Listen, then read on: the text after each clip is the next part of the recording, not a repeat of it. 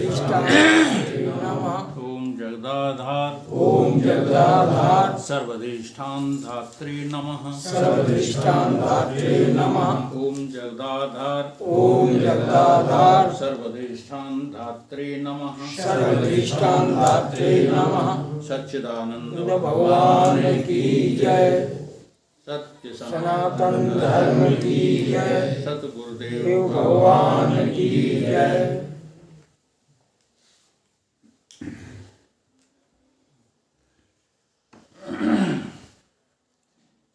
ईशावास्य उपनिषद आज 5वां श्लोक। तदेजित तन्नेजित तद्दूरे तद्वंतके तदंतरस्य सर्वस्य तदु सर्वस्य यस्य बाहतः। ये आत्मा जो है चलता है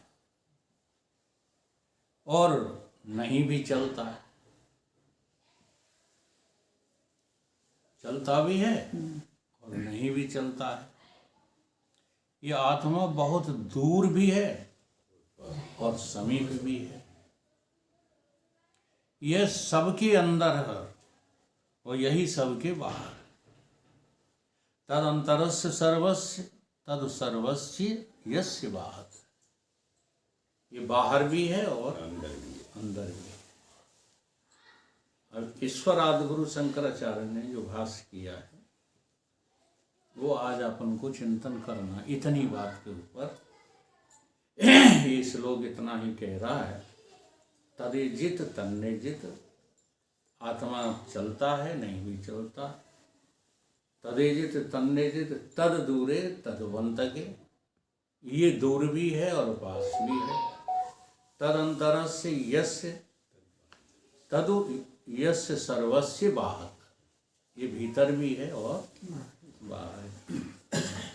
तो पहला लेते हैं कि ये चलता है।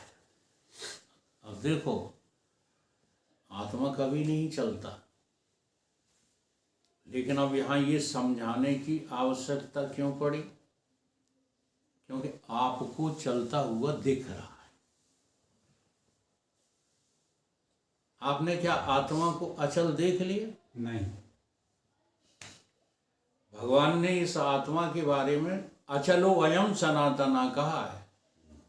ये कैसा है? अचलो अयम सनातना। हाँ, ये अचल है, सनातन अचल है। लेकिन आपको अपना स्वरूप अचल में कोई दिलचस्पी नहीं। चल में तो दिलचस्पी है, लेकिन अचल में कोई दिलचस्पी नहीं। उन्हें कि फायदा क्या है जब दुनिया ही नहीं होगी? तो एक लड़का जो है हमारे छोटा वाला साला, अब तो बच्चों वाला और बाबा तक हो गया है बाबा, तो उसने स्वामी जी से प्रश्न किया कि महाराज आप ही की तरह सब सन्यासी हो जाएंगे, दुनिया कौन चलाएगा? तो दुनिया चलती रहे इसकी बड़ी चिंता है सबको, है ना? इसलिए जो है ये सूत्र चलने वाले के बारे में भी बता रहा है कि और कोई नहीं चलता है, वो आत्मा ही। अब उस दिन जो ये बात कह गए वह उस पर हमने टोक दिया था, तो तादिन से आ ही नहीं रहे। वो क्या कह गए थे? हम तो साकार को मानते हैं। किसको मानते हैं? और साकार को। और वो ब्रह्म का ही साकार बन गया है। तो ये सूत्र ये नहीं दिखा रहा कि वो चलने वाला बन के चलता है। ये सूत्र ये नहीं दिखा रहा। तदेजित तद एजित तन एजित, चलने वाला और न चलने वाला, बना बनी नहीं है कि ये दो हो गए हों, ऐसा नहीं है। तो कोई बात क्या है? तो बात ये है कि इसका स्वभाव है, इसका आत्मा का क्या स्वभाव है? अजर है, अमर है, अविनाशी है, सबके साथ है लगा है कि नहीं? अब औरों के साथ भी जो है लगा, तो चलता है, फिरता है, खाता है, पीता है। तो यहाँ क्या दिखा रहे हैं? यहाँ दिखा रहे हैं जो है लगा है, जो है वो परमात्मा है। बाकी जो क्रिया सर्वनाम लगे हैं वो परमात्मा नहीं है। कुछ आई समझ में बात? चलता है, फिरता है, करता है, धरता है, देखता है, सूंघता है, और भी तमाम है लगा दो, ब्याह करता है, बच्चे करता है। इसमें परमात्मा कौन है? हाँ, और बाकी जो है सब तो संसार कुछ नहीं है, ये सिद्ध कर रहा है। बाकी कुछ नहीं। अब कितनी अनुभूति तगड़ी है। अच्छा, ऐसी अनुभूति हो जाए, देखो देवेंद्र बोल रहे हैं बीच में, तो सारी की सारी खेती, हाँ देखो, सारी प्रॉपर्टी अपनी दान दे दो, हिम्मत कर पाओगे? लड़ाई झगड़े खड़े हो जाएंगे, नहीं कर पाएंगे, सुन के कारण आएंगे, सवाल ही पैदा नहीं है। ये सत्य है। देखो मास्टर साहब, ये बातों से बता से नहीं बनते। हाँ, संसार है ही नहीं, ये अनुभूति जिस क्षण तुमको हो गई, उस क्षण तुम्हारा कौन बाल बीका कर लेगा? बता दो। किससे भयभीत रहोगे? किस मर्यादा में रहोगे? इसलिए तुम्हारे राम को मर्यादा पुरुषोत्तम कहा, ब्रह्म नहीं कहा उनको। क्या कहा? कहीं कहीं तो गोस्वामी जी ने लिखा है राम ब्रह्म चिन्मय अविनाशी, कहीं कहीं तो कहा है। लेकिन कृष्ण की तुलना में जो है राम को क्या कहा है? मर्यादित रहने वाला कहा। तो काई की मर्यादा? किसकी मर्यादा? इस संसार के उल्लंघन न करने की मर्यादा कायम करके वो चले हैं। नहीं तो जरूरत क्या थी वनवास में जाने की, फिर घर घर में जो है ऋषि मुनियों को प्रणाम करने जाने की, फिर उनको बचाने की? इनकी सबकी जरूरत क्या है? उन्हीं तो गोस्वामी जी ने जो है एक चौपाई में लिख दिया है, भ्रकुटी विलास सृष्टि लय हुई। और आगे क्या है? अपने संकट पड़े कोई, सपनों के संकट परे के कोई। उन्हें कोई संकट था? जिसको जो ब्रह्म है उसको कोई संकट है? नहीं है। तो यहाँ कहने का मतलब क्या है? क्या समझा रहे हैं? श्रुति क्या समझा रही है? शंकराचार्य जी क्या जो है व्याख्या कर रहे हैं? ये नहीं कह रहे हैं कि वो आत्मा चलता है, ये नहीं कह रहे हैं। वो ये कह रहे हैं कि चलता हुआ सा लगता है, चलता वलता नहीं।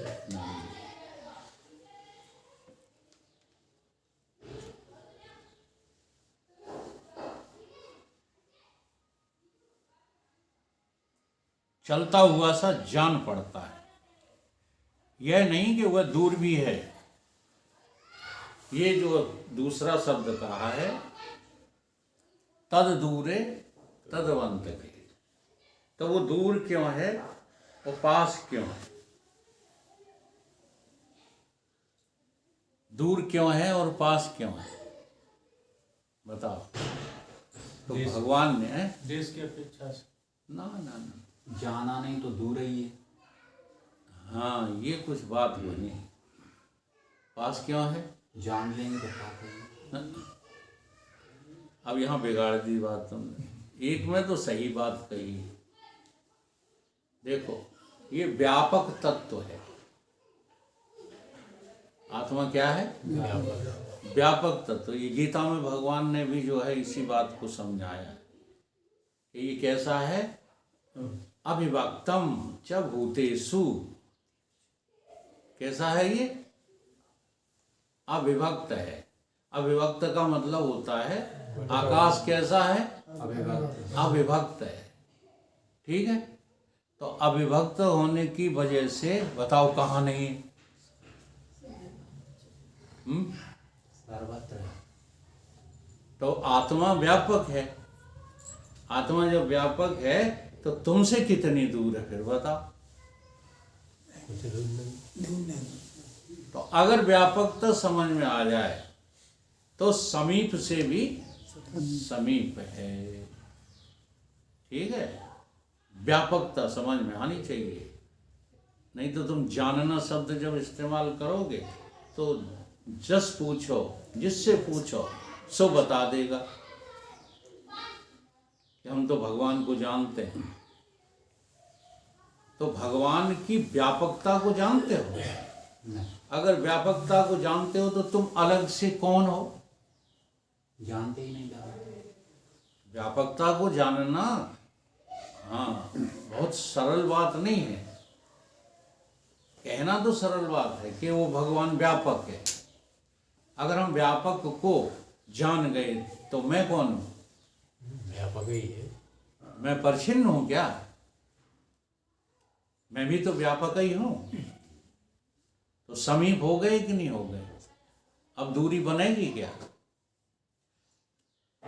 और दूरी कब बनती है? जब तुम नहीं जानते। इसलिए मैंने कहा पहला शब्द तो तुम ठीक बोल गए कि दूर उससे है जो दूर देखता है। दूर ही देखते रहते हो। जब तुम अपने को व्यापक नहीं देखोगे तो कहाँ देखोगे परमात्मा को? अपने से अलग देखोगे। तो उनके लिए वो, उसके लिए फिर वो दूर ही हो जाता है। तो वो दूर सा लगता है, दूर है नहीं। अविभक्तम च भूतेषु विभक्तम ईव ईव च स्थितम्। ईव का अर्थ क्या है? हाँ, वैसा लगता है। तो ये दूर सा लगता है। भगवान बहुत दूर है? अच्छा, कितनी दूर है? चलो, दूरी और देरी,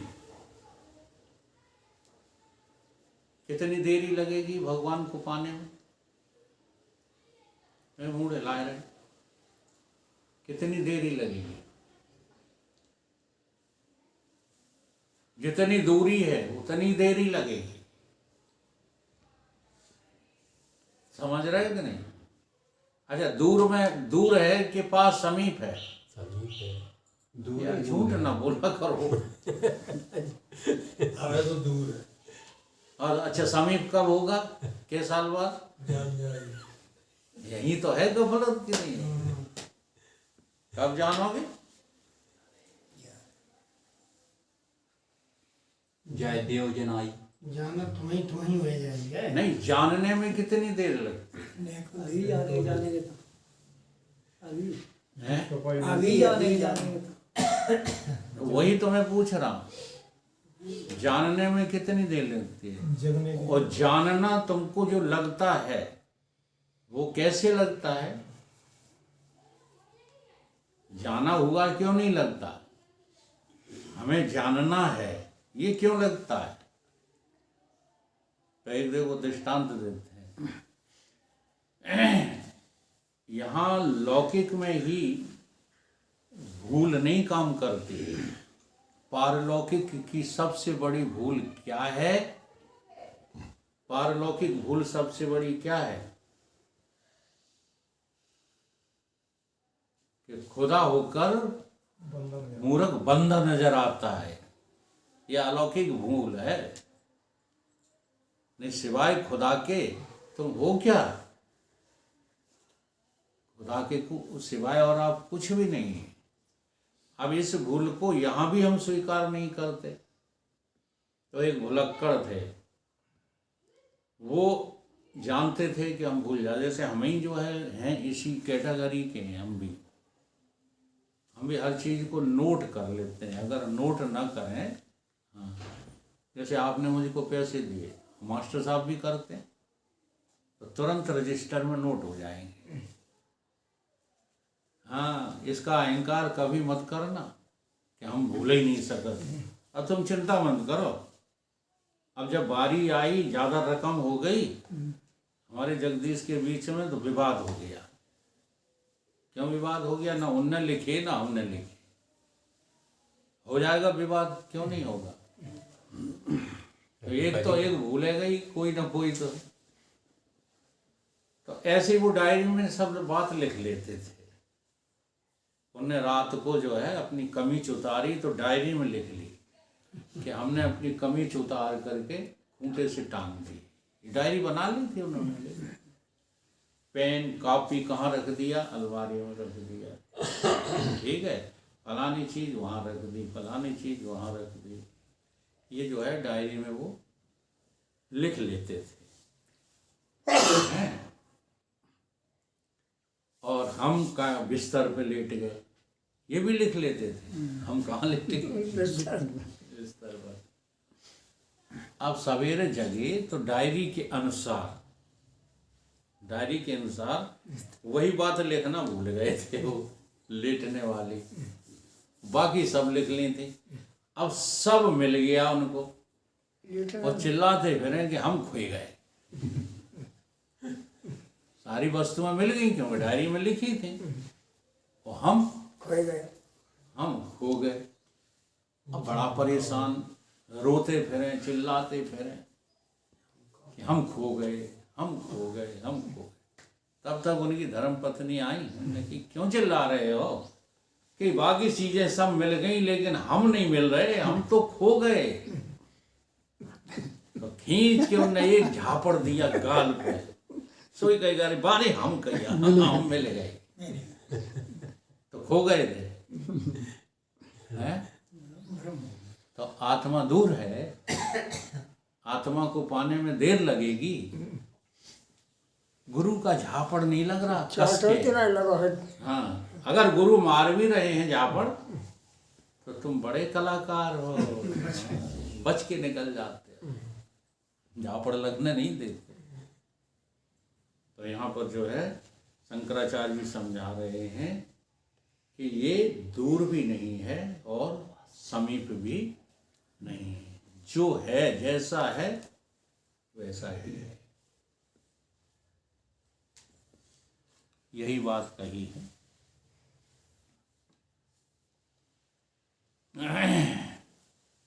अज्ञानियों को तो सैकड़ों और करोड़ों वर्षों में भी अप्राप्त होने के कारण दूर है ना?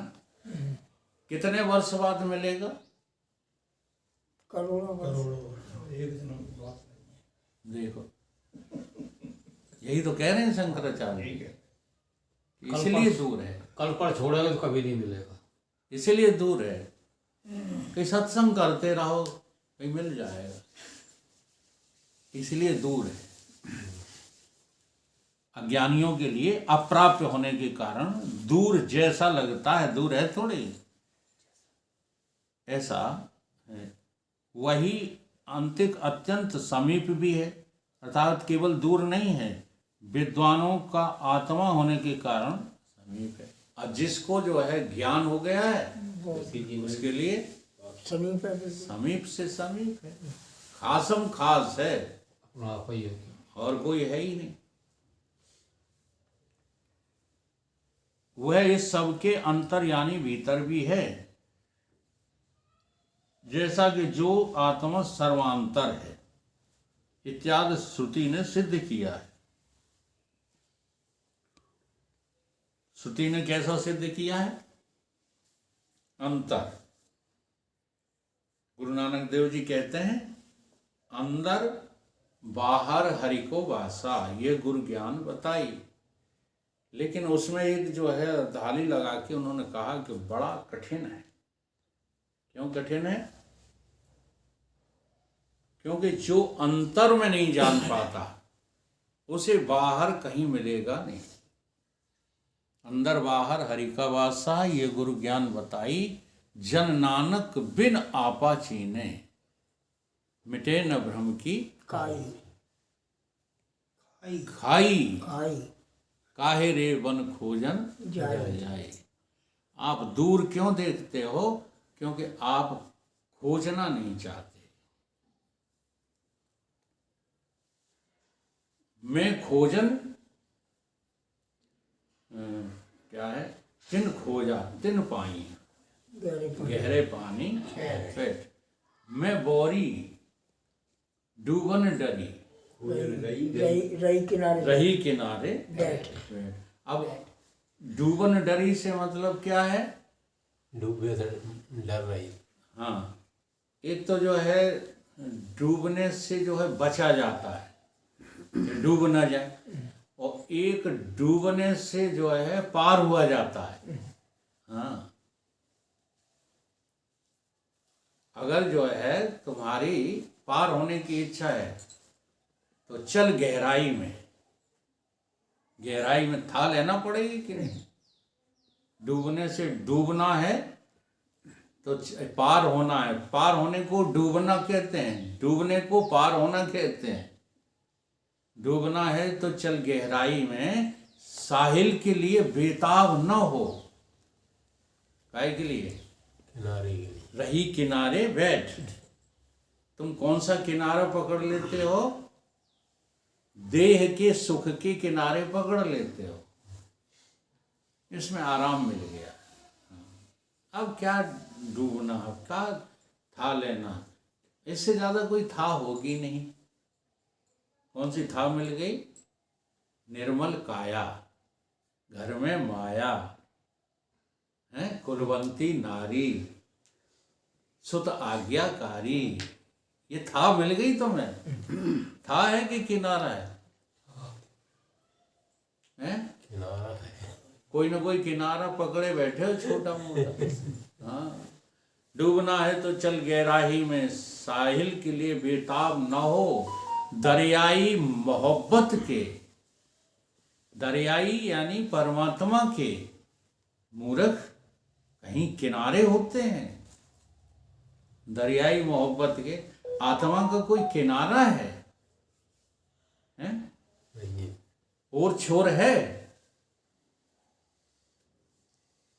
आकाश का कोई और छोर है? बताओ, आज इसी पे चिंतन करो। नहीं। तो फिर आत्मा तो आकाश से भी अधिक व्यापक है।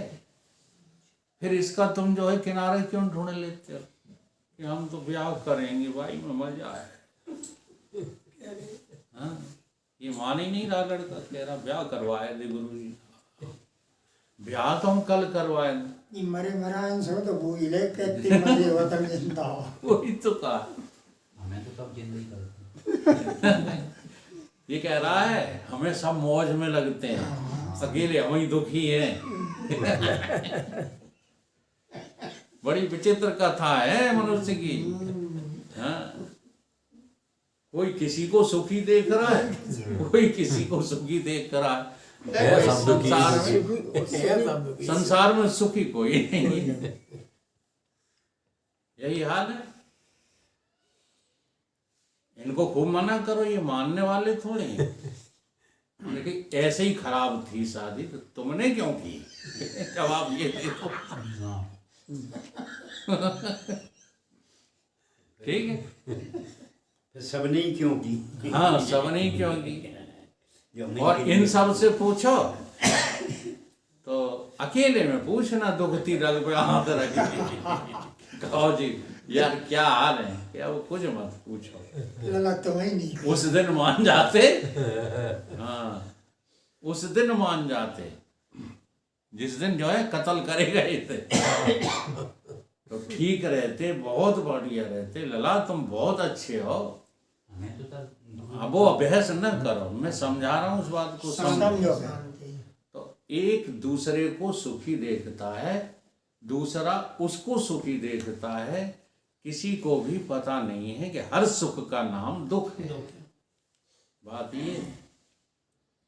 तो इस प्रकार से जो है ये अंदर भी है और पता चल जाए तो फिर वो सर्वत्र है। पता चल जाए और पता नहीं चल रहा है तो ऐसे ही श्लोक रटते रहो, यो माम पश्यति सर्वत्र। अब सब में तुम कैसे रह लो, कैसे रहते हो? तो आकाश का उदाहरण दिया है। ये आकाश में सब रहते हैं, ये आकाश सब में रहता है। सब में आकाश रहता है कि आकाश में सब रहते हैं। आकाश में सब है। अच्छा, आकाश ने कभी किसी को देखा? कभी मान लो आकाश के को अक्ल दे दो, फिर उससे पूछो कि तुमने अपने सिवाय यहाँ संसार में किसी को देखा? तो आकाश का क्या कहना होगा कि हम तो हम ही दिखे हर जगह, हमें और कोई दिखाई नहीं है। देखो इतना भी प्रैक्टिकल हम नहीं कर पाते, भौतिक प्रैक्टिकल। बताओ आकाश कहाँ नहीं है? एक बाल तोड़ो और यहाँ रख दो, उस बाल में आकाश है कि नहीं है? तो फिर आकाश ही आकाश है। आकाश के अलावा जल, वायु, पृथ्वी, वायु, अग्नि आदि भी है। आकाश को हटा दो, नहीं सब आकाश हटा दो, फिर ये चार तत्व हैं? नहीं। आ रही बात समझ में कि नहीं? इसलिए जैसे आकाश व्यापक है वैसे ही आत्मा है। शरीर नामों की कोई चीज है ही नहीं, केवल आत्मा।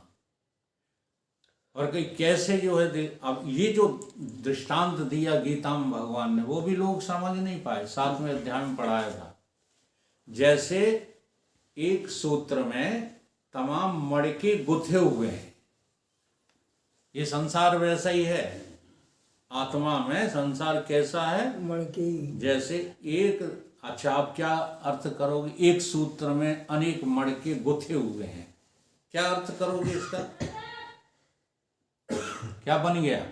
सवाल ही नहीं माला बनने का। बस ऐसा ही नहीं सोच पाते। वो खूब समझाया तो मैंने अध्याय 7 में, लेकिन कितना भी समझाओ तो क्या समझ में आए रही? सूत्र में बड़े बड़ा सूत्र आया था। सूत्र जो होता है, जैसे धागा, ऊन का धागा लो, अब ऊन के धागे से माला बनाओ, कैसे बनेगी? उसी धागे की माला उसी में रहता है। उसी में गांठें लगाते जाओ, लगाते जाओ, माला बन जाएगी। तो गांठ और ऊन अलग अलग है, दो हैं। कौन सी गांठ में ऊन नहीं है? सभी में। सभी गांठों में ऊन है कि नहीं है?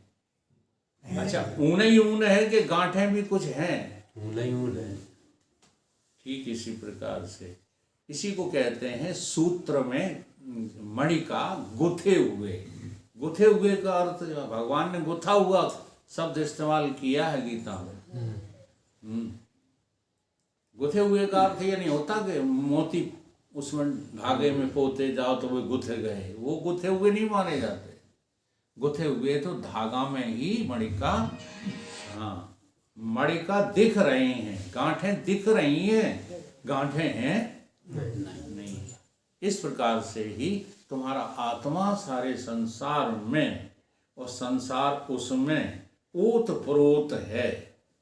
ओतप्रोत माने गुथा हुआ है, लगता है अलग, है अलग नहीं। कुछ भी नहीं। गांठ ही बैठेंगे सब। हम्म?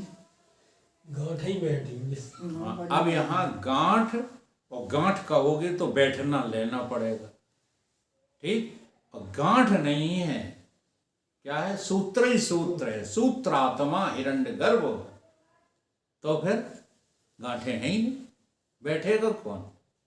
ये बैठना, ये ठाड़ा होना, फिर जन्मना, फिर मरना, फिर चलना, फिर फरना, फिर पाल पोस के बड़े होना, छोटा, सब भ्रांति है। भ्रांति के अलावा और कुछ नहीं। और देखो, जब हमको भ्रांति सिद्ध हो जाती है कि एक अपने सिवा और कोई है नहीं, तो फिर जो नकली चीजें हैं जो भ्रांति से बनी हैं, उनमें उदारता आएगी कि सीमितता आएगी?